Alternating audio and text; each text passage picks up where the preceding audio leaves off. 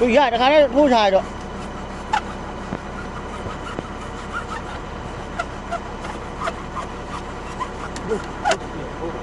ဟုတ်လားဟုတ်တယ်မော်တာပေါ်မှာခဲဘယ်လိုဆုံးတော့ကလည်းကြည့်ကြ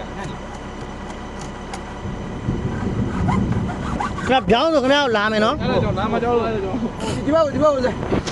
ကိုလဲလားလဲမယ်နော်ဟိုမှာပါသေးလို့မမဖြတ်နဲ့နင်းဖြတ်လိုက်လို့ရှင်ပိုးမှာဟုတ်တယ်မလားလာဖြတ်ပြေးချင်းလဲအေးအားကြောင့်ငါတည်းထိတ်နေတာထိတ်ရလဲအဲ့လိုပြောအဲ့ဒါပြန်မကြတော့ဟုတ်တယ်မလားအေးအဲ့လိုပြောထားတော့အေးအဲ့ဒါဒီပြောတာပြောတိုင်းယူကိုင်းနော်အဲ့ဒီဆိုငုတ်ကြည့်လိုက်မော်တာပဲနော်မှာ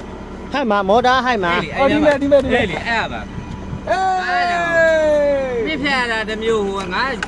ကြည့်နေပြီကျွန်တော်ပေါ်ကြမှာအဲ့မမောတာရ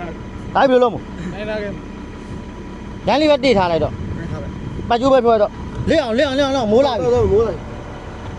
ဒါတခုလည်းမသွားအောင်မယ်ဟောဒီဖြတ်မောတာထုတ်လို့ရမလားနားထောင်လို့ထုတ်ထောက်ထုတ်ရမှာနော်